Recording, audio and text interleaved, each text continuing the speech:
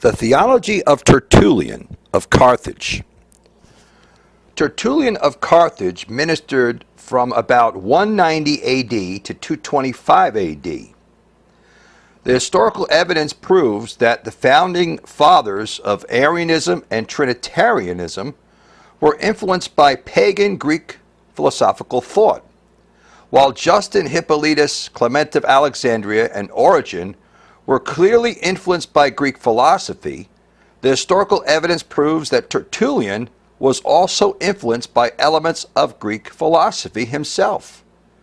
Tertullian wrote, and I quote, "Some of our number who are versed in ancient literature have composed books by means of which it may be clearly seen that we have embraced nothing new or monstrous, nothing in which we have not the support of common and public literature." End quote. Edwin Hatch wrote that Tertullian believed that he was teaching the same thing as the Greek philosophers. And I quote, "Elsewhere, the same writer, speaking of Tertullian, founds an argument for the toleration of Christianity on the fact that its opponents maintain it to be a kind of philosophy teaching the very same doctrines as the philosophers." Cited by Edwin Hatch in his book, The Influence of Greek Ideas on Christianity. On page 134 of this same book, church historian Edwin Hatch wrote, "Tertullian, though he asks, what resemblance is there between a philosopher and a Christian, between a disciple of Greece and a disciple of heaven, nevertheless expresses Christian truths in philosophical terms." Tertullian wrote in his treatise on the soul, chapter 2, Heraclitus, a Greek philosopher, was quite right. So Tertullian was clearly influenced by Greek philosophers and even praised them. The historical evidence proves that Tertullian was the first Christian writer to use the word Trinity with the words three distinct persons. The new Schaff-Herzog Encyclopedia of Religious Knowledge plainly documents the historical influence that Greek philosophy had on the development of the Trinity. The doctrine of the Logos and the Trinity received their shape from Greek fathers who were much influenced, directly or indirectly, by the Platonic philosophy. That errors and corruptions crept into the church from this source cannot be denied. So the Greek fathers were those early Christian writers who adopted Greek Platonic thought into their beliefs. The book entitled The Church of the First 3 Centuries says, "The doctrine of the Trinity was of gradual and comparatively late formation. It had its origin in a source entirely foreign from that of the Jewish and Christian scriptures. It grew up and was engrafted on Christianity through the hands of the Platonizing fathers." Church historian Jaroslav Pelikan wrote that Neoplatonic elements were unmistakably present in the Trinitarian definition of one God in three persons. And I quote, "The doctrine of the Trinity must be interpreted in a manner that would be consistent with a priori definition of the deity of God. One essence, three persons. Neoplatonic elements were unmistakably present in this definition." End quote. The writings of Tertullian himself prove that he believed that the Son was created by the Father before the world was created, and that the Son was always subordinate to the Father even before his birth in Bethlehem. Therefore, the chief founding father of Trinitarian theology was really an Arian who wrote in Against Hermogenes chapter 3, and I quote, "God is in like manner a father, and he is also a judge. But he has not always been father and judge, merely on the ground of his having always been God. For he could not have been the Father previous to the Son, nor a judge previous to sin. There was, however, a time when neither sin existed with him, with the Father, nor the Son." So Tertullian clearly taught that God was not always the Father to the Son, but became a father when the Son was begotten. So Tertullian clearly believed that the Son did not exist as a timeless Son. There was, however, a time when neither sin existed with him, with the Father, nor the Son. In Against Praxis chapter 7, Tertullian wrote that the Word of God the Father assumed a form and voice when God said, "Let there be light," in Genesis 1:3.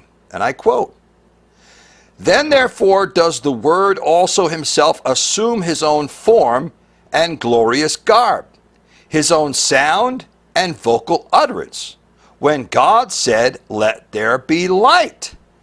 This is the perfect nativity of the Word when he proceeds from God, formed by him first to devise and think out all things under the name of wisdom, or by proceeding from himself, he became his first begotten Son." Now, if you look at this carefully, you notice that the Word, the Logos, according to Tertullian, assumed his own form and glorious garb, assumed his own sound and vocal utterance when God said, "Let there be light," in Genesis 1:3. So God, as God, cannot assume the form and have his own sound and vocal utterance. So Tertullian clearly believed that the Son had been created before the world was created. And then when God said, "Let there be light," in Genesis 1:3, that's when the Son assumed his own form and glorious garb. And also that's when the Son had his own sound and vocal utterance. Therefore, the Son could not have spoken as a God the Son until God the Father created the Son. Well, I certainly don't believe that, and oneness theology does not believe that, nor do Trinitarians believe this. Yet Trinitarians call Tertullian one of their founding fathers. Then Tertullian says this is the perfect nativity of the Word of the Logos, formed by him first. So according to Tertullian, the Word, the Logos, was formed by the Father first, and he became his first begotten Son in time, rather than a timeless, eternal Son. And then it goes on to say, because begotten before all things, Colossians 1:15, and his only begotten also, because alone begotten of God in a way peculiar to himself from the womb of his own heart, speaking of the Father's heart. So Tertullian clearly stated that the Son was begotten from the womb of the Father's heart when God said, "Let there be light," in Genesis 1:3. This is the perfect nativity of the Word. The definition of nativity means the occasion of a person's birth or the place of my nativity. In Petrology, Volume 2, Trinitarian church historian Johannes Quassen wrote that Tertullian believed that the Son is not eternal. These are the words of Johannes Quassen, a Trinitarian church historian. Tertullian believed that the Son is not eternal, and that Tertullian believed in the subordinationism of the Son to the Father. And here is a quote from Johannes Quassen in Petrology, Volume 2. Tertullian could not shake off entirely the influence of subordinationism. Although wisdom and word are identical names for the second person in the Trinity, Tertullian distinguishes between a prior birth as wisdom before the creation and at the moment of creation. Hence, it was then that the Word itself received its manifestation and its completion, namely sound and voice, when God said, "Let there be light." This is the perfect birth of the Word. When it proceeds from God, it was first produced by him. Johannes Quassen goes on to say, speaking of Tertullian's teachings, he became the firstborn Son, as generated before all as only Son. Thus the Son as such is not eternal. This is Johannes Quassen stating that Tertullian believed that the Son as such is not eternal. The analogies by which Tertullian tries to explain the Godhead also indicate his subordinationist tendencies. So we know, even according to Trinitarian historians such as Johannes Quasin, Tertullian was not a true Trinitarian. He believed that the Son was created at the beginning of the creation of God, when God said, "Let there be light," in Genesis 1:3. That's when the Son assumed his own form and his own sound and vocal utterance, his voice. That was the perfect birth of the Word of God, and it was first produced by him. He became the firstborn. The Son, as such, is not eternal according to Tertullian. And Johannes Quasin verifies this.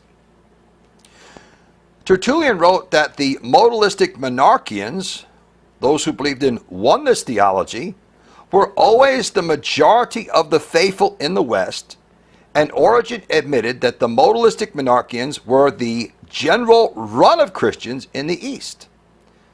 If you go to Origen's commentary of the Gospel of John, book 123, you find that Origen spoke of the modalists as the general run of Christians who were teaching that Jesus is the Most High God, but Origen disagreed by saying he is a lesser God person, another semi-Arian teacher, as well as Tertullian. Tertullian wrote a book entitled Against Praxis, containing his polemic against the most influential leader of the modalistic monarchians within the late 2nd century and early years of the 3rd century.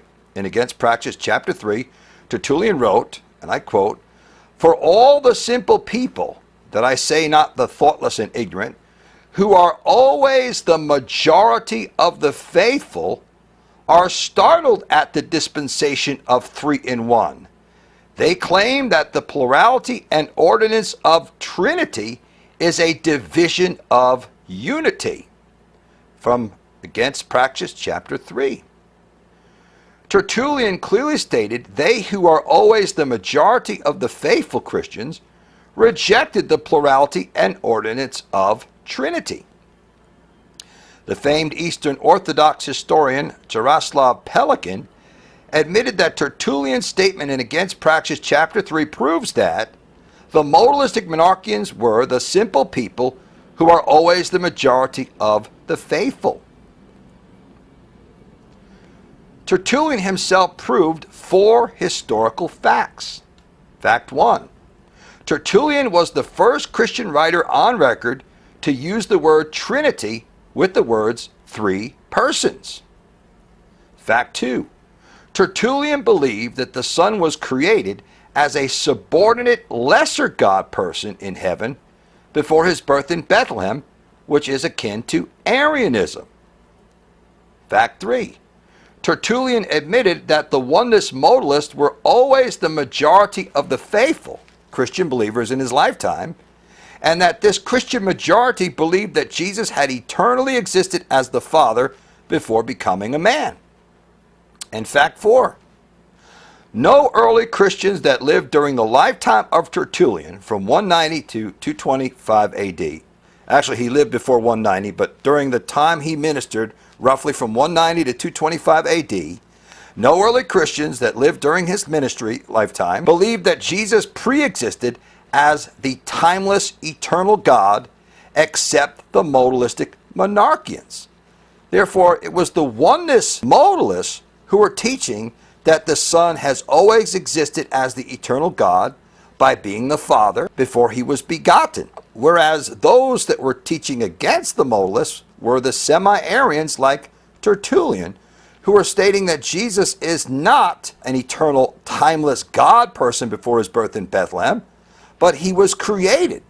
So Tertullian believed a lot like modern-day Jehovah's Witnesses, where the Son was created as a creature and then was born again a second time on the earth as a man.